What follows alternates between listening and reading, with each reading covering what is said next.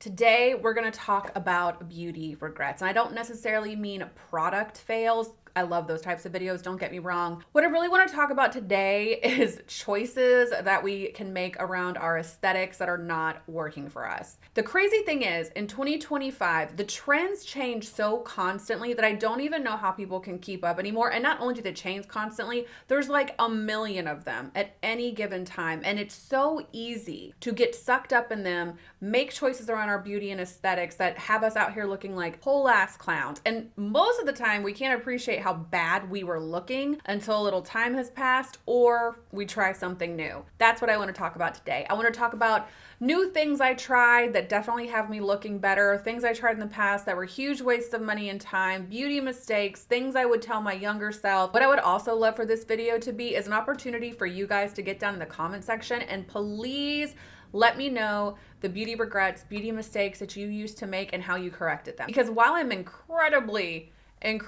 firm on my position regarding the things we're going to discuss today, it doesn't mean everyone should avoid the things I get into in this video. So down below, if you guys could help each other out with your current beauty pain points or your past beauty pain points, I think it would make a big difference because I'm just one person with one aesthetic preference, with one skin color, one hair type. I can't help everyone and tell everyone what's probably not doing right by them, but maybe you guys can tell each other. I don't know. I just work here. We'll see. Before we get started, make sure you check the down bar for links to all my social media platforms. Come find me on social media. Did I just say that? Y'all, I don't know what it is. It's like I am simultaneously really hyper and super sluggish. I had a bunch of caffeine before I started the video, so my brain's working really quick and my mouth can't keep up. So I'm very mush mouth today. Please love me through it. I'm going to break this up into sections. We'll talk about treatments I've had done or procedures I've had done. We'll talk about hair, skin, makeup / trends, and some products. There's a little bit of everything in here. Starting with skin because it's my favorite. I stopped sunless tanning last summer and this has changed my life. I can't even remember why I thought sunless tanning was a good idea. I've been doing it literally off and on since I was about 18. I've never been a huge sun bunny. I think I can count on one hand the amount of times in my life I've been really religious about going to the tanning bed or laying out. It's just never really been my thing. I am very pale. So no matter how much effort or energy I put into tanning, it was kind of for naught because the best I could get is kind of orangey red. So once I discovered fake tanning, it was like the world opened up to me. And looking back on it now, I wish that I would have just been more comfortable with my natural skin tone. I look back at pictures of when I was tan, especially when I was tan with blonde hair, which we'll get into the hair in a minute. And I just don't know why I felt the need to change this thing about me, my skin tone, in order to fit into some mold of beauty that didn't actually make me look more beautiful. If anything, it was a huge pain in the ass. Sunless tanning, the whole process of it, it's a lifestyle, quite literally. You're always either exfoliating, you gotta remember to tan tomorrow, you're trying to get your tan off, your tan's a little patchy, what's a new sunless tanner? Oh my gosh, I need to put lotion on because my tan. It was like a constant, it was like a gnat buzzing in my ear for shit. I don't know. I think I started self-tanning religiously in about 2011. So what, 14 years off and on of just tanning with chemicals. And I think outside of all the other issues surrounding how bad it made me look, I am going to make the case for the fact that I don't think sunless tanning is really good for your skin. I don't think it was good for my skin, at least. Like, sunless tanning dried my skin out a lot. I think I broke out a lot more back then because of the tan. And then on top of that, if I ever wanted to exfoliate, like use BHA or a retinol, my face would always end up being a different color than my neck. And then my neck was never getting any kind of exfoliation because I didn't want my neck and my head to be different colors. It was just this huge pain in the ass. And I want to encourage you guys, if you're a fair skinned girly and you've never really embraced it and gone pale princess, I would invite you to try it. I think it's so striking. It kind of would set you apart in 2025, I think. And that really is kind of the essence of beauty, in my opinion. I think it's a combination of health and then just whatever you have, whether it's your hair, your eye color, your body shape, your lips, your cheeks. Everyone has something that really sets them apart and makes them distinct. And I think when you double down on that, I think that's when people are really, truly their most beautiful. It's kind of like I was discussing in a recent video around the whole natural beauty thing exploding. I'm happy to see it because I think people are starting to look better because they're really doubling down and leaning into what makes them them. And let me get one thing straight too. I am not trying to say that if you are naturally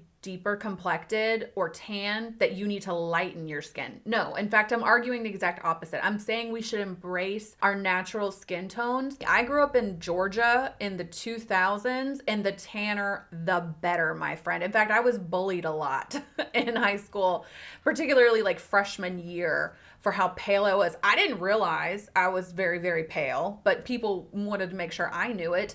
And I think that gave me a bit of a complex around it. I don't know, with beauty procedures, with spending money on your beauty, I don't think you should ever do it because you feel the need to fit into something. I think you should do it because it feels good to you. And the tanning of it all just didn't feel good to me. I mean, especially now, I'm so glad I did not go harder in the paint around things like tanning beds and laying out because my skin is much better for it. But again, I just want to invite you guys, if you've never done it, if you've been clinging to Sunless Tan, you think you got to be tan to be beautiful, you think you got to make all these alterations to yourself to be more beautiful. Sometimes the key, the real ticket is removing, taking things away and seeing what you can roll with more naturally. A lot of you guys keep telling me that you think I look so much better now, and you've asked me why, what I've been doing differently. I swear to you, 47% of it is not tanning anymore. Clearly, being tan was not working for me. I wish I would have never started. Definitely one of my biggest beauty regrets is tanning for as long as I did. In keeping with skin, I would like to talk about my regrets around tretinoin, chemical peels. There was a time when I was being really aggressive with that. And I would say that was pre-K-beauty days. Once I really got into K-beauty, which was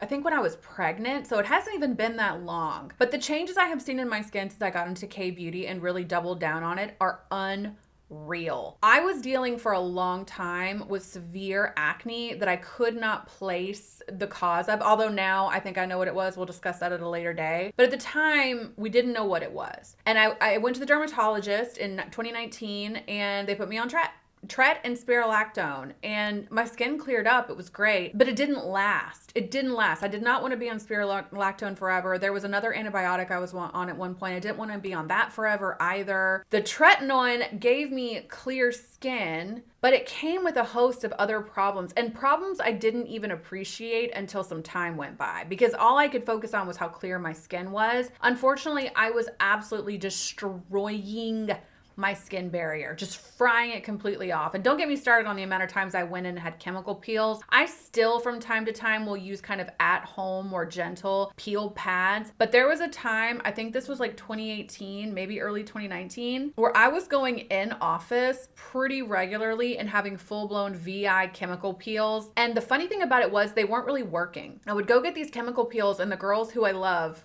who did it, would tell me, like, your skin's gonna be peeling, it's gonna be crazy. You're probably gonna wanna take a few days off from work, plan to stay home.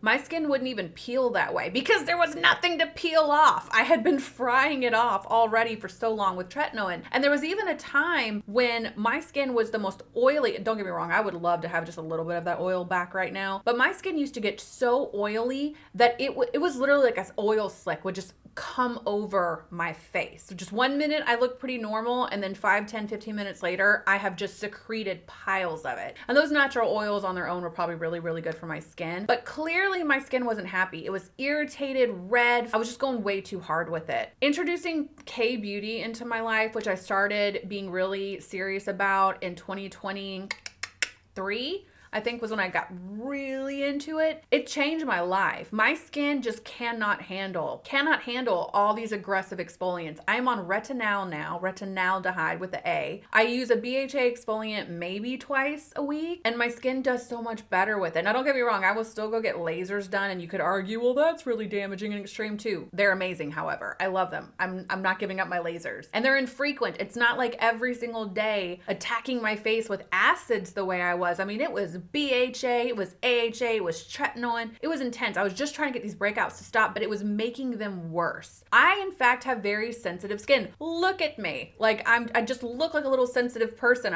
My skin is very, very fair. You even touch me, I turn red. And here I am just slathering all these acids on my skin. And I want to bring this up to you guys because I love makeup trends for the most part. But when we get into the skincare category of stuff, it's fun to try new things, new ingredients, and technology come out all the time. But if you're in an era of life where you feel like the tretinoin craze is really starting to get to you and you're wanting to consider it, I'm not trying to tell you objectively do not do it, but pay more attention to if you're actually getting results. If your skin is not actively improving and you're dealing with other side effects, like for instance, as I told you before, mine was excessive oil production. It was also just kind of a red, chapped ruddiness. It just looked bad. Pay attention to that. Don't let the derms or the internet or social media convince you that there's something wrong with you. The product is great. It's you. Make changes as you see fit, because had I just stopped and actually listened to my skin, paid attention to what it was doing and how it was reacting, I would have switched over to K-Beauty,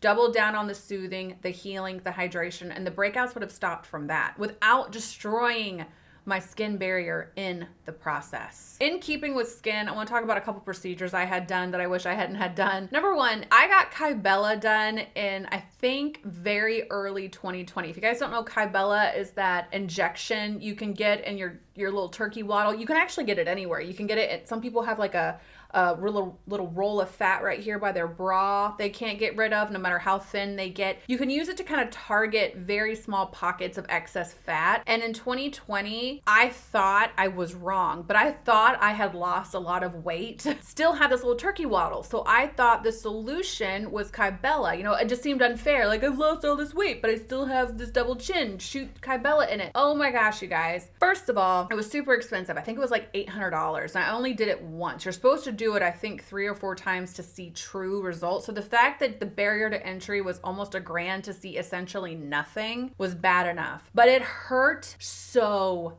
bad. It was so painful. And don't get me wrong, I'm kind of a wuss around my face. Like every time I get Botox or filler, I'm just like, like some people are really tough. But again, I'm sensitive. You can't just poke me and it not bother me. But this was another level. This was, and I wish I had before and afters. I wish I had progress photos. You're just gonna have to take my word for it. It was really painful. It was super painful, super expensive. I think there was a teensy improvement in that situation and the whole turkey waddle of it all. But the first experience with it was so bad that I had no interest in finishing the course of treatments. Like I said, I think it's 3 to 4 different treatments. I know very little about this in terms of like what would work person to person. But if you're considering anything to get rid of a double chin, get chin lipo. You're gonna spend about the same amount of money unless you have literally just the tiniest little pocket in the world. Maybe Kybella is a good option, but for what I was trying to get rid of, I might as well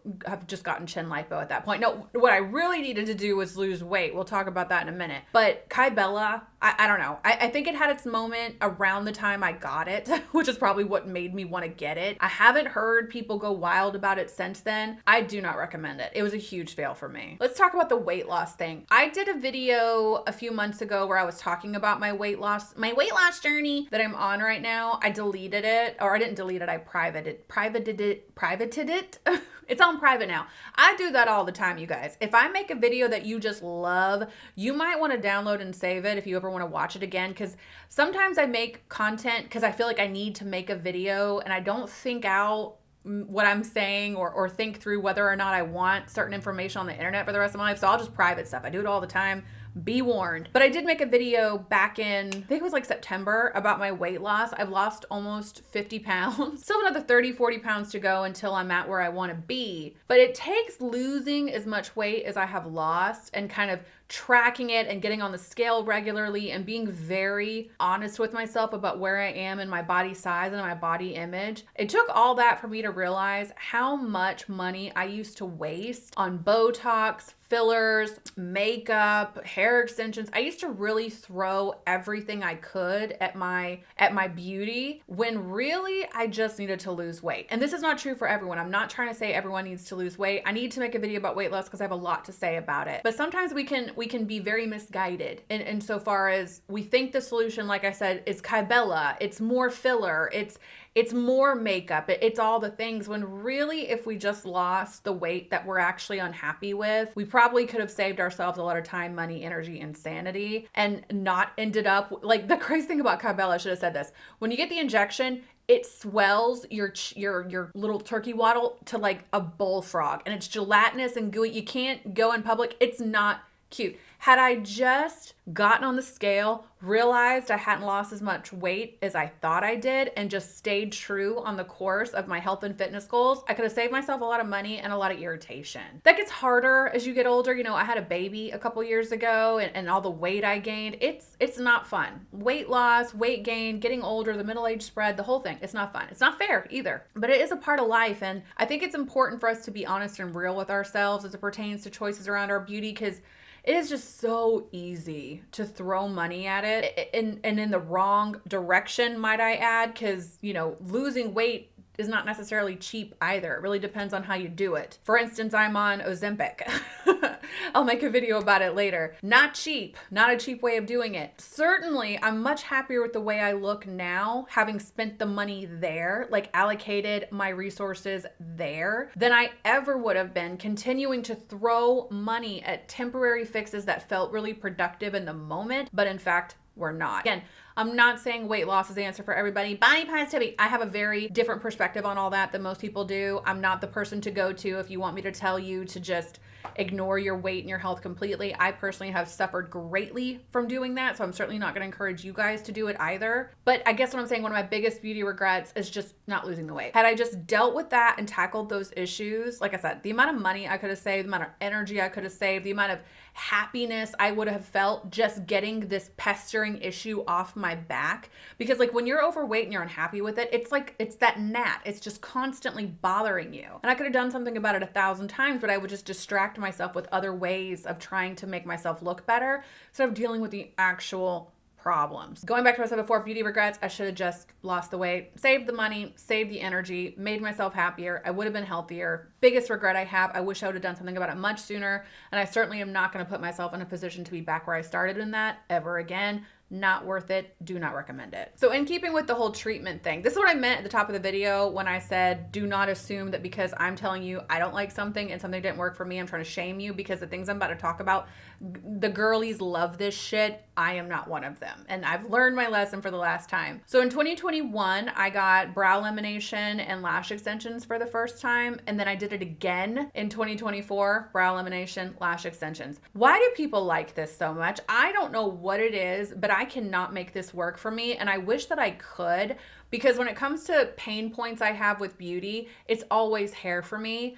Some people have to struggle with hair removal, like that's a big issue for them. I'm the opposite. I need more hair. It's my lashes, my brows, and the hair on my head just don't get long and thick and strong no matter what I do. It's just not gonna happen. And with my lashes and brows in particular, you know, if I wanna do a 15-minute makeup look, it's really hard for me to make it look as good as I want it to, because just mascara, brows, false lashes, that whole part of the process takes like 10 minutes by itself. Enter brow lamination and lash extensions. Like I could just wake up having the most annoying part of my makeup process already done. Sounded great. Did it twice. Both times after wasting so much time and money on it, I just felt like it was kind of a scam, to be honest with you. Especially the lashes, man. No, I could even say especially the lashes. It's both of them, because here's why I hated it so much. When I went to go wash my face every night, I'm a skincare freak. I need to get in here and clean my face. I mean, I use my cleansing oil on my face for like 4 minutes. But when you have lash extensions and brow lamination, you have to like work so carefully around around them, that in and of itself was a huge pain in the ass to me. There was one time I got my brows laminated, and then the very same day, without even thinking about it, I got in the shower and in the most Pavlovian way immediately went to splashing water on my face and scrubbing it. Not scrubbing it, but you know what I mean, like getting in there and getting my sunscreen off. And only then did I realize and remember, oh no, the water's gonna deactivate the ammonium thioglycolate, or whatever Elle Wood said in that scene in Legally Blonde. I just ruined the stupid brow lamination the very same day I got it. I might as well have just thrown money in the trash can at that point. But lashes are the same exact way. Not only do I think, and I will offer this to you ladies, and I know I said I wasn't gonna tell you what to do, but I'm gonna tell you what to do right now. Most of y'all's lash extensions kind of look like shit. Here's why. Unless you go to the right person, they will take these lash extensions all the way to, and I understand why they do it. And I can also imagine that just the application process for them could be kind of hard because they're looking down at you, behind you. They're not looking dead on at your face. So all they're trying to do is get these lashes along your lash line. And that does not mean following your natural lash line is going to be the most flattering thing for you. In fact, what I see more often than not is women will have their lash extensions, but out here in the corner,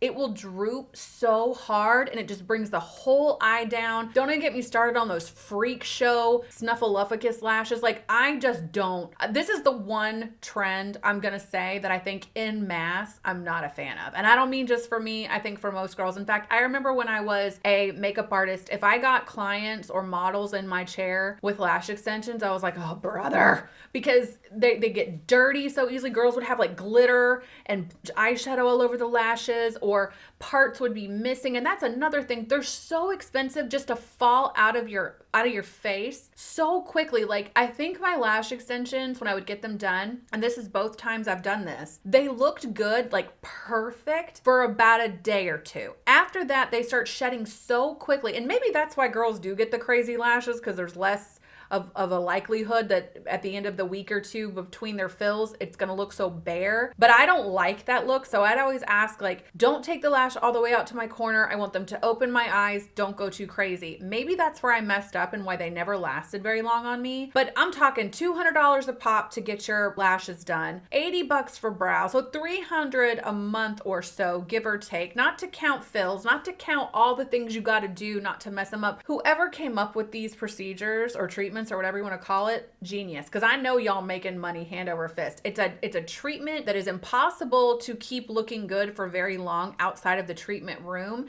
But you get so addicted to how easy it is to get ready and those first few days when it's all fresh and how great it looks, that you get repeat customers very easily. I think for like short-term things, maybe a vacation or something like that, I could see. In fact, that's why I did in 2024. I was going to Vegas and didn't want to be spending all my time getting ready in my room. So I got, my brows done and my lashes done. Didn't make a hill of beans of a difference because I had to get them done like twice before I even left for the vacation, because they just don't look good. I could go on and on. We're ranting at this point. For me, one of my biggest beauty regrets: lash extensions, brow lamination, expensive, doesn't look good for long, doesn't even look good on everyone. I don't know. If you got the budget, the time, the energy, the patience, and the right practitioner, I'm sure it's great.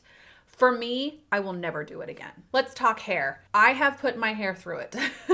There was a long time in my life where I never did anything but brown hair. In fact, I don't think I did anything but brown hair until I was about 27, 28 years old, the first time I went blonde.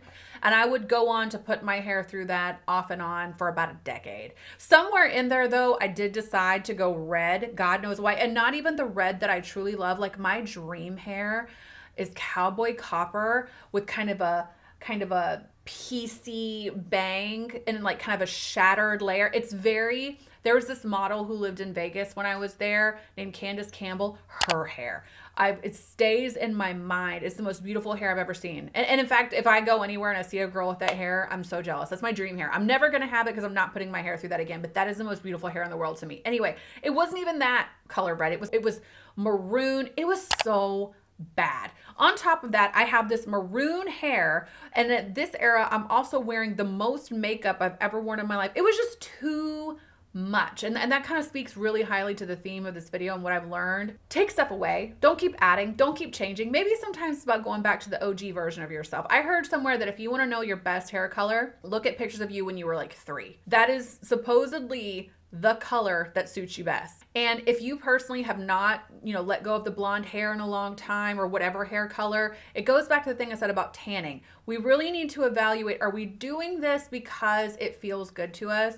Or are we doing it because we think if we don't do it, we objectively look bad? It's like the whole blush blindness thing. Like sometimes you can't see that something isn't working for you anymore. And most people are not going to tell you. Like I said, I've had plenty of people in my life tell me I look great when I objectively didn't. When I decided to stop messing with my hair color, life got a lot easier because at any given time I was like, oh, well, I'm brunette now, but spring 2026, I'm going to start the blonde process again. I'll never do it again. Not only did it look bad, but I destroyed my hair. And speaking of destroying my hair, let's talk about hair extensions. I've done tape-in hair extensions, I think 3 times.